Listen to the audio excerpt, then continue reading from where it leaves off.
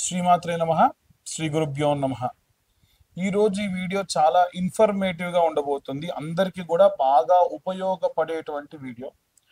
సాధారణంగా ఏంటంటే మనందరికీ తెలిసి మనం ఏదైనా పని ప్రారంభించాలి అంటే చవితి రోజున వెళ్ళకూడదు, షష్ఠి రోజున వెళ్ళకూడదు, నవమి, అష్టమి వెళ్ళకూడదు, అలాగే చతుర్దశి, త్రయోదశి నాడు వెళ్ళకూడదు అని కొన్ని నియమాలు ఉంటాయి. అలా ప్రతి ఒక్క నక్షత్రానికి కూడా ఒక వారం ఉంటుంది. దాన్ని ఘాతవారము అంటారు. ఆ వారం నాడు ఆ పనులు చేయకూడదు. కాబట్టి ఏ నక్షత్రం వారికి ఏ ఘాతవారము, ఏ అదృష్ట నక్షత్రము, ప్రతి నక్షత్రానికి కూడా ఒక గాయత్రి ఉంటుంది. ఆ గాయత్రి అంటే ఇప్పుడు ఉదాహరణకు జ్యేష్ఠ నక్షత్రం ఉంటే ఓం జ్యేష్ఠ నక్షత్రాయ విద్మహే మహాజ్యేష్ఠాయ ధీమహి తన్నో జ్యేష్ఠ ప్రచోదయాత్. ఉదాహరణకు చెప్పాము మీకు ఇది. ఇలా ప్రతి ఒక్క నక్షత్రానికి ఉంటుంది. మీ కష్టకాలంలో ఏ పూజలో అవసరం లేదు, ఆ గాయత్రి చదువుకుంటే సరిపోతుంది. ఏదైనా పనులు ప్రారంభించినప్పుడు పంచమి నాడు ప్రారంభించాలి, సప్తమి నాడు ప్రారంభించాలి, దశమి ఏకాదశి నాడు ప్రారంభించాలి, ద్వాదశి నాడైతే మధ్యాహ్నం అపరాండ సమయం తర్వాతకి ప్రారంభించాలి, లేదా బ్రాహ్మీ ముహూర్తంలోనే ముందుగా ప్రారంభించవచ్చు. అమావాస్య ముందు వచ్చేటువంటి త్రయోదశి, చతుర్దశి అంతగా మంచిది కాదు. అమావాస్య పౌర్ణమి తర్వాతకు వచ్చేటువంటి పాడ్యమి, విద్యా తదియా కూడా మంచిది కాదు. కాబట్టి ఈ పరమైనటువంటి క్యాలిక్యులేషన్స్ అన్ని కూడా వేసుకొని వీలైనంత వరకు కూడా మనము ఒక తిథిని, వారాన్ని ప్రమేయంగా తీసుకొని మనము ఆ యొక్క పనిని ప్రారంభించాలి. కాబట్టి ఇప్పుడు మనకి ఏ నక్షత్రానికి ఆ నక్షత్రం అదృష్ట సంఖ్య ఏమిటి, వాళ్ళు ఏ మంత్రం చదువుకోవాలి, అలాగే వారికి సంబంధించినటువంటి ఈ యొక్క ఘాతవారం ఏమిటి, ఆ ఘాతవారం నాడు ఏం పనులు చేయాలి, ఏ పనులు చేయకూడదు అనేటువంటి విషయాన్ని ఇప్పుడు మనం తెలుసుకుందాం. తదుపరి మిథున రాశి. మిథున రాశి వారికి సంబంధించి వారి యొక్క ఘాతవారం ఏమిటి, ఆ రోజున ఏ పనులు చేయాలి, ఏ పనులు చేయకూడదు అనేటువంటి విషయాన్ని, అలాగే వారి యొక్క అదృష్ట సంఖ్య ఏమిటి, అలాగే వారు చదవలసినటువంటి మంత్రం ఏమిటి అని, మిథున రాశిలో ఉన్న నక్షత్రాలు ఎన్నుంటే అన్ని నక్షత్రాల వాళ్ళు కూడా ఎలాంటి మంత్రం చదవాలనే విషయాన్ని ఇప్పుడు మనం తెలుసుకుందాం. మిథున రాశిలో ఉన్నటువంటి వారికి సోమవారం ఘాతవారం. ఆ రోజున రెగ్యులర్ గా చేయించుకునేటువంటి కట్టింగ్ కానీ షేవింగ్ కానీ చేయించుకోకూడదు. వీలైతే ఘాతవారం నాడు శంకుస్థాపనలు చేయడం కానీ, ఎక్కడన్నా దూర ప్రాంతాలు ప్రయాణం చేయడం కానీ, నూతనంగా ప్రారంభించేటువంటి పనులు ప్రారంభించడం కానీ ఇలాంటివి చేయకుండా ఉంటే మంచిది. మీరు చేయవచ్చినటువంటి పనులు ఏంటంటే వివాహం చేసుకోవచ్చు, అలాగే సీమంతం చేయొచ్చు, అలాగే మొట్టమొదటిసారి తీసేటువంటి జుట్టు తీయడము, చోలు కుట్టించడం అన్ని కూడా ఆ రోజు చేయవచ్చు. అలాగే ఈ యొక్క రాశి వారికి సంబంధించి ఘాత నక్షత్రం ఏమిటంటే మిథున రాశి వారికి స్వాతి నక్షత్రం. అంటే స్వాతి నక్షత్ర జాతకులతో గనక మిథున రాశి వారు కనుక కలిసి ఏదైనా సరే పని ప్రారంభిస్తే అంత శ్రేయస్సుకరంగా వీరికి ఆ యొక్క ప్రతిఫలం అనేది ఉండదు. ఈ రాశిలో ఉన్నటువంటి వారికి మృగశిర నక్షత్రము, ఆరుద్ర నక్షత్రము, పునర్వసు నక్షత్రం ఉంటాయి. మృగశిర నక్షత్రం వారికి అదృష్ట వారం మంగళవారం. 1, 3, 9 వీరి యొక్క అదృష్ట సంఖ్య. వీరు చదవవలసినటువంటి మంత్రం ఏమిటి అనంటే ఓం శశిశేఖరాయ విద్మహే మహారాజాయ ధీమహి తన్నో మృగశిరా ప్రచోదయాత్ అన్న మంత్రం కష్టకాలంలో 108 సార్లు ఈ మంత్రం చదువుకోవడం విశేష సత్ఫలితాలు ఇస్తుంది. అలాగే ఆరుద్ర నక్షత్ర జాతకులు అదృష్ట వారం వచ్చేసి సోమవారం, అదృష్ట సంఖ్య 1, 2, 9.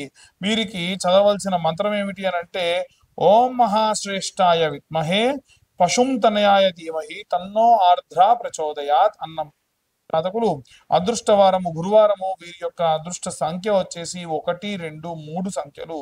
వీరికి చదవవలసిన మంత్రం ఏమిటి అంటే ఓం ప్రజావరుద్ధే చ విద్మహే అదితి పుత్రాయ ధీమహి తన్నో పునర్వసు ప్రచోదయాత్ అన్న మంత్రము వీరికి కష్టకాలంలో చదువుకోవడం వల్ల విశేష ఫలితాలు ఇస్తుంది.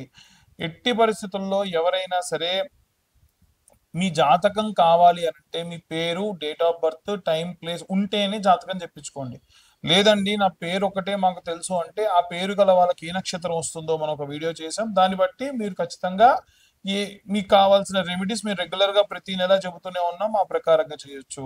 అలాగే ఎవరికైతే జాతకం కావాలనుకుంటున్నారో మీ పేరు, date of birth, time, place గనక మాకు వాట్సాప్ చేస్తే వారికి 2025 చెల్లించిన వారికి జాతకం అంతా కూడా కావాలంటే 2025 అవుతుంది. డబ్బులు కట్టి జాతకం చెప్పించుకున్న వాళ్ళకి ఈ మాల ఫ్రీగా ఇస్తాం.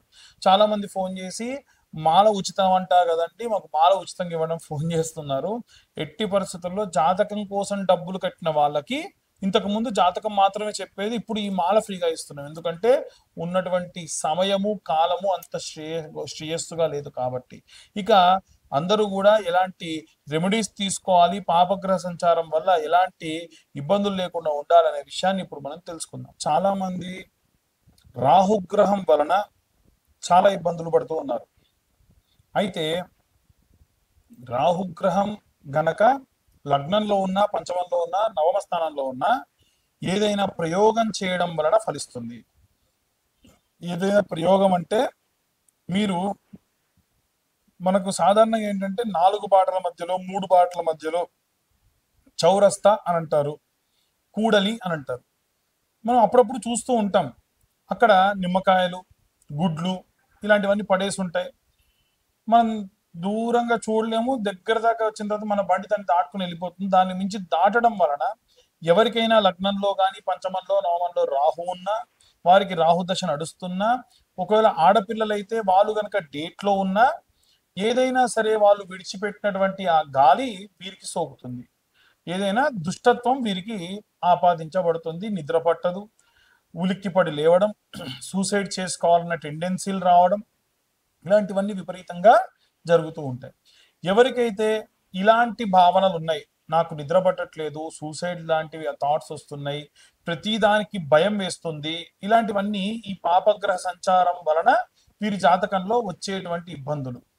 మరి ఏం చేయాలంటే, ఎవరైతే ఈ బాధతో ఉన్నారో వాళ్ళు నిద్రపోతున్నప్పుడు ఒక కోడిగుడ్డు వాళ్ళ తల్లి గారు కళ్ళ కాటుక పెట్టుకొని ఒక కోడిగుడ్డు తీసుకొని, ఒకవేళ తల్లి లేకుంటే భార్య అయినా భర్త కోసం చేయొచ్చు. ఒకవేళ తల్లి కోసం పిల్లలు చేయాలి అని అంటే కనుక ఆడపిల్లలు వివాహం కాకుంటే చేయొచ్చు. అయితే ఈ కంటికి కాటుక పెట్టుకొని ఒక కోడిగుడ్డు తీసుకొని ఆ కాటుకను తీసి 2 కళ్ళు, ముక్కు, నోరు, ఐబ్రోస్, బొట్టు గీసి కుడి చేత్తోని 3 సార్లు, ఎడమ చేత్తోని ఒకసారి తిప్పి ఒక కవర్లో పెట్టి ఎవరికన్నా ఒకళ్ళకి మగవాళ్ళకి ఇచ్చి కూడలిలో పడేసి అది పగిలిపోవాలన్నమాట. అట్లా విసిరేసి వెనక్కి తిరిగి చూడకుండా రమ్మని చెప్పండి. ఇలా చేయడం వల్ల కూడలంటే చౌరస్తా 3 బాటలు, 4 బాటల మధ్యలో వేసి రండి. ఎందుకు 3 బాటల మధ్యలో వేస్తారంటే 4 విభాగాలుగా వెళ్ళేటువంటి చోట 4 రకాల మనుషులు, 4 రకాల అంటు ముట్టు మైల ఏదో ఒకటి 4 బాటల మధ్యలో ఇచ్చి ఎవరో ఒకరు వెళ్ళుంటారు. దాని యొక్క వక్రత్వము ఆ యొక్క ప్రదేశానికి వస్తుంది కాబట్టి అది చేయడం వల్ల అది ఫలిస్తుంది అని అంటారు. కాబట్టి మీరు అలా వేసేస్తే పోతుంది. దీని తర్వాతకి ఏదైనా ఒక అమావాస్య నాడు కానీ, లేకుంటే ఒక మంగళవారం నాడు కానీ, ఎవరికైతే తల్లి తండ్రి లేని ఒక ఏజ్డ్ వాళ్ళు ఉంటారు కదా, మీ ఇంట్లో మీ తాతనో, బాబాయిలో, పెదనాన్నో, వాళ్ళతో గుమ్మడికాయ కోయించి లోపలున్న దొబ్బంతా తీసి దాని లోపల నువ్వుల నూనె, ఆముదం కలిపి ఒక ఆకులో ఉప్పు వేసి ఇంటి ఆవల అంటే కాంపౌండ్ లోపల మీ యొక్క ఇంటి బయట ఆ ఉప్పు పోసిన దాంట్లో గుమ్మడికాయని పెట్టి పెద్ద అఖండ ఒత్తి వేసి వెలిగించి దీపం పెట్టాలి. ఇలా చేయడం వలన ఈ యొక్క జాతక సంభావిత దోషములు కూడా పోతాయి. చాలా మంది ఇలాంటివి సాధారణంగా మన ఇంట్లోనే చేసుకోవచ్చు. వాళ్ళ దగ్గరికి వీళ్ళ దగ్గరికి వెళ్ళి లక్షలు లక్షలు ఖర్చు పెట్టుకోవాల్సినటువంటి అవసరం లేదు. ఎవరికైతే మీ పేరు, date of birth, time, place ఉంటుందో వాళ్ళు మాత్రం జాతకం చెప్పించుకోండి. Date of birth, time, place ఉన్నటువంటి వాళ్ళు కింద ఉన్న నెంబర్ కాంటాక్ట్ చేయండి. 2025 జాతకానికి తీసుకోవడం జరుగుతుంది. 60-70 పేజీల్లో జాతకం మీకు ప్రొడ్యూస్ చేయడం జరుగుతుంది. ఎవరైతే 2025 చెల్లిస్తారో వారికి ఈ యొక్క జ్వాలాముఖి మాల ఉచితంగా ఇవ్వడం జరుగుతుంది. 2025 చెల్లించిన వారికి మాత్రమే, అంటే జాతకం కోసం. ఇక అందరూ కూడా బాగుండాలి, అందరూ నేనుండాలని నా ఉద్దేశం ఎప్పుడు కూడా. మా ఈ వీడియో కనుక ఇన్ఫర్మేటివ్ గా ఉంటే ఇంకా నలుగురికి షేర్ చేయండి. ఇబ్బందుల్లో ఉన్న వారికి ఇప్పటి వరకు మా ఛానల్ని లైక్ చేయకుంటే లైక్ చేయండి, అలాగే షేర్ చేయండి, సబ్స్క్రైబ్ చేయండి. ఈ యొక్క వీడియో గురించి చాలా మంది ఫోన్లు చేసి, అంటే మన ఛానల్ కాకుండా వేరే ఛానల్ వాళ్ళు ఫోన్లు చేసి, నీ పేరేంటి, ఇది నీ ఛానలా, నీకు అసలు అంత ఉందా, నువ్వు పెట్టిన తమ్నేల్ ఏంటి. అమ్మ, తమ్నేల్స్లో కూడా మేము చాలా వరకు మీ దాకా వీడియో రావడానికి, మీ దృష్టి పడడానికి మాత్రం కొన్ని సార్లు ఛానల్ వాళ్ళు తమ్నేల్స్ పెడుతున్నారు. అది పూర్తిగా మా వల్ల జరిగినటువంటిది కాదు. ఛానల్ వాళ్ళు, యాజమాన్యం వారు చేసేటువంటిది. అది కూడా బాధించకుండా ఉండేట్టుగానే ఉండాలి అని ఎట్టి పరిస్థితుల్లో మేము కూడా కోరుతూనే ఉన్నాం. కాబట్టి అందరూ కూడా సంతోషంగా ఉండండి, జాగ్రత్తగా ఉండండి. సర్వే జనా సుఖినో భవంతు. స్వస్తి.